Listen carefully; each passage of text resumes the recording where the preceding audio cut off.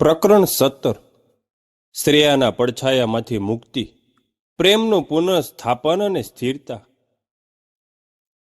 પ્રકરણ 16માં શ્રેયાનું સાયબર કાવતરું નિષ્ફળ ગયું હતું અને મયંકની બુદ્ધિ તથા સાયબર ક્રાઇમ સેલની મદદથી તેને જેલમાં જ વધુ કડક સજા ફટકારવામાં આવી હતી. અર્જુન અને દિશાની ડિજિટલ પ્રતિષ્ઠા બચી ગઈ હતી અને તેમની કંપનીમાં પણ તેમના પરનો વિશ્વાસ પાછો ફર્યો હતો. શ્રેયાનો ભય હવે તેમના જીવનમાંથી લગભગ સંપૂર્ણપણે દૂર થઈ ગયો હતો. આ ઘટના પછી તેમના પ્રેમ સંબંધમાં એક નવી જ સ્થિરતા અને ઊંડાણ આવ્યું, કારણ કે તેઓ જાણતા હતા કે તેમણે સૌથી ખરાબ સમયનો સામનો સાથે મળીને કર્યો હતો. અમદાવાદમાં અર્જુન અને દિશાના જીવનમાં હવે ખરેખર શાંતિનો અનુભવ થઈ રહ્યો હતો. શ્રેયાનો પડછાયો સંપૂર્ણપણે દૂર થતા તેમના મનમાંથી એક મોટો બોજ ઉતરી ગયો હતો. દિશા, જે અપહરણ અને સાયબર હુમલાઓના કારણે ખૂબ જ માનસિક તણાવમાંથી પસાર થઈ હતી, તે હવે હળવાશ અનુભવતી હતી. તેણે મનોવૈજ્ઞાનિક કાઉન્સેલિંગ સેશન ચાલુ રાખ્યા, જેણે તેને પોતાના ભૂતકાળના આઘાતમાંથી સંપૂર્ણપણે બહાર આપવામાં મદદ કરી. ધીમે ધીમે તે ફરીથી પોતાના જૂના હસમુખા સ્વભાવમાં પાછી આવી રહી હતી. અર્જુન હંમેશા દિશાના પડખે રહ્યો. તેણે દિશાને દરેક પગલે સાથ આપ્યો, તેના ભાવાત્મક રીતે ટેકો આપ્યો અને તેને ફરીથી ખુશ રહેવા માટે પ્રેરિત કરી. તેના માટે દિશાની ખુશી સૌથી મહત્વની હતી. એક સાંજે તેઓ અમદાવાદના રિવરફ્રન્ટ પર હાથમાં હાથ નાખીને ચાલતા હતા. ઠંડી હવા તેમના ચહેરા પરથી પસાર થતી હતી અને સાબરમતી નદીનો શાંત પ્રવાહ તેમને શાંતિનો અહેસાસ કરાવતો હતો. અર્જુન, મને ક્યારેય વિચાર્યું ન હતું કે હું ફરીથી આટલી શાંતિ અને ખુશી અનુભવી શકીશ. દિશાએ અર્જુનના ખંભા પર માથું ટેકાવતા કહ્યું, તારા કારણે જ હું આ બધું ભૂલી શકી છું. અર્જુને તેનો હાથ વધુ સજ્જડ પકડ્યો. આ બધું આપણા બંનેના વિશ્વાસ અને પ્રેમના કારણે શક્ય બન્યું છે દિશા. આપણે સાથે મળીને દરેક મુશ્કેલીનો સામનો કર્યો છે અને આપણે હંમેશા આમ જ કરીશું. દિશાએ ઉપર જોઈને અર્જુનના ચહેરા પર સ્મિત કર્યું. તેમની આંખોમાં અદમય પ્રેમ અને અસીમ વિશ્વાસ ચમકી રહ્યો હતો. તેમનો પ્રેમ સંબંધ હવે કોલેજના રોમાંચક દિવસો કરતાં વધુ પરિપક્વ અને ઊંડો બન્યો હતો. તેઓ એકબીજાની નાની નાની જરૂરિયાતો સમજતા, એકબીજાની લાગણીઓને માન આપતા અને એકબીજાને પ્રોત્સાહન આપતા. ઓફિસમાં પણ તેઓ એકબીજાને ટેકો આપતા.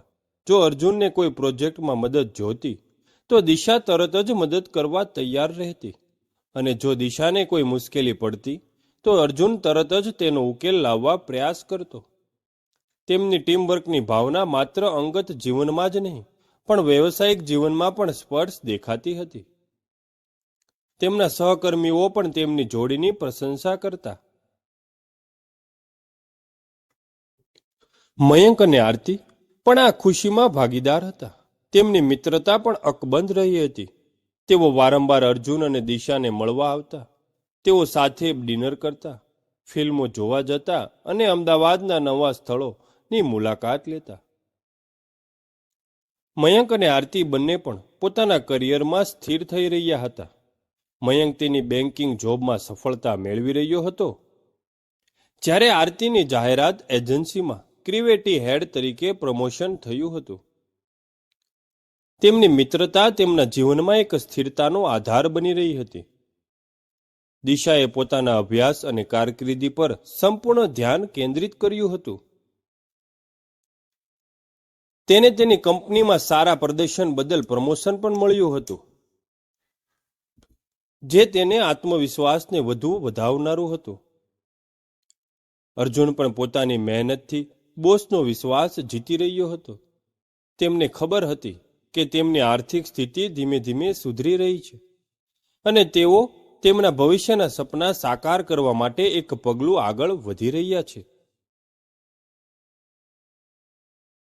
આ સમયગાળામાં અર્જુન અને દિશાએ એકબીજાના પારિવારિક જીવનમાં પણ વધુ ભાગ લેવાનું શરૂ કર્યું.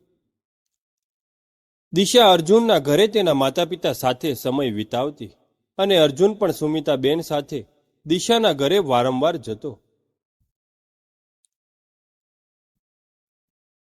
અર્જુનના માતા પિતા દિશાને પોતાની પુત્રી સમાન જ પ્રેમ કરતા અને સુમિતાબેન પણ અર્જુનને પોતાના દીકરાની જેમ જ ગણતા હતા.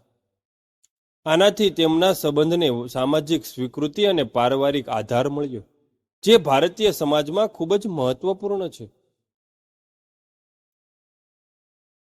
તેમના દિવસો હવે ખુશી અને સંતોષથી ભરેલા હતા.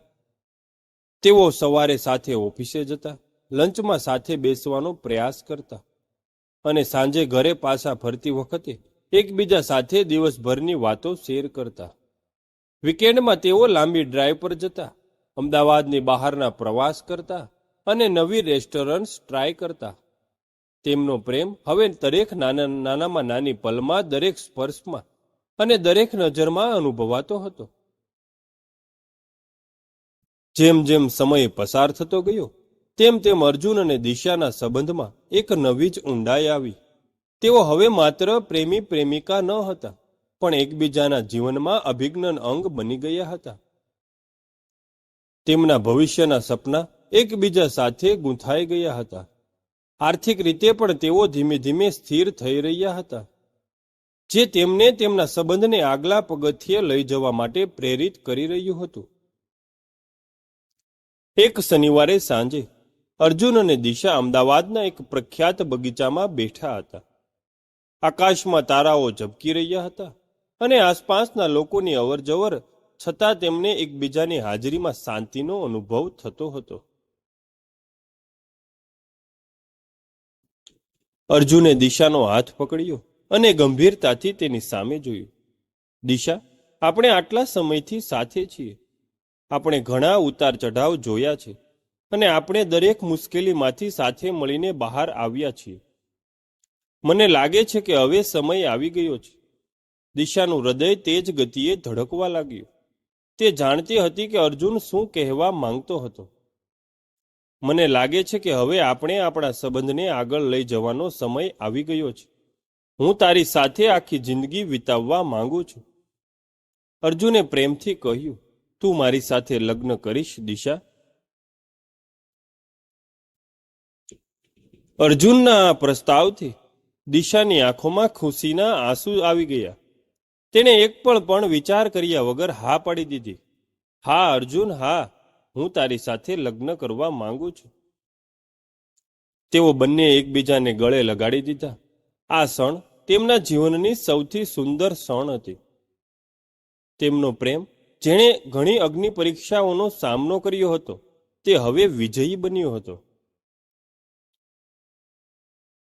અર્જુન અને દિશાએ તરત જ તેમના માતા પિતાને આ ખુશખબર આપી. અર્જુનના માતા પિતા ખૂબ જ ખુશ થયા. તેમને દિશા જેવી પુત્ર વધુ મળી હતી, તેનો તેમને આનંદ હતો. સુમિતાબેન પણ દિશાના આ નિર્ણયથી ખૂબ જ ખુશ હતા. તેમને લાગતું હતું કે દિશા હવે ખરેખર પોતાના જીવનમાં સ્થિર થઈ રહી છે અને તેને તેનો સાચો પ્રેમ મળી ગયો છે. લગ્નની વાતો શરૂ થઈ. બંને પરિવારો સાથે મળીને લગ્નની તૈયારીઓ શરૂ કરી. સ્થળ, તારીખ, મહેમાનોની યાદી, બધું જ આયોજન થવા લાગ્યું. મયંક અને આરતી પણ આ ખુશીમાં સામેલ હતા. તેઓ અર્જુનના બેસ્ટ મેન અને દિશાની બ્રાઇડ્સમેડ બનવા માટે તૈયાર હતા. લગ્નની તૈયારીઓ દરમિયાન અર્જુન અને દિશા એકબીજાથી વધુ નજીક આવ્યા. તેઓ લગ્નના કપડાં પસંદ કરવા જતા, કાર્ડ્સ ડિઝાઇન કરતા અને ભવિષ્યના ઘર વિશે વાતો કરતા. દરેક નાની નાની વાતમાં તેમને પ્રેમ અને ખુશીનો અનુભવ થતો. એક દિવસ તેઓ લગ્નના કાર્ડની ડિઝાઇન જોઈ રહ્યા હતા.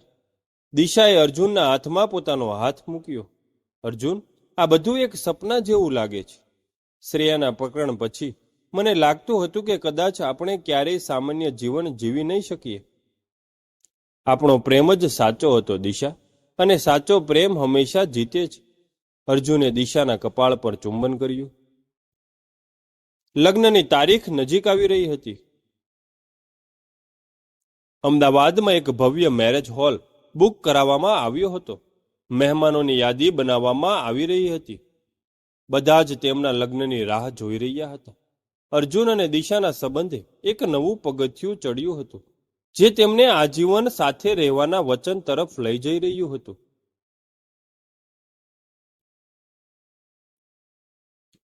અર્જુન અને દિશાના લગ્ન કેવી રીતે સંપન્ન થશે અને તેમના નવા જીવનમાં શું નવા પડકારો આવશે, તે જોઈશું આપણે આગળના પ્રકરણમાં.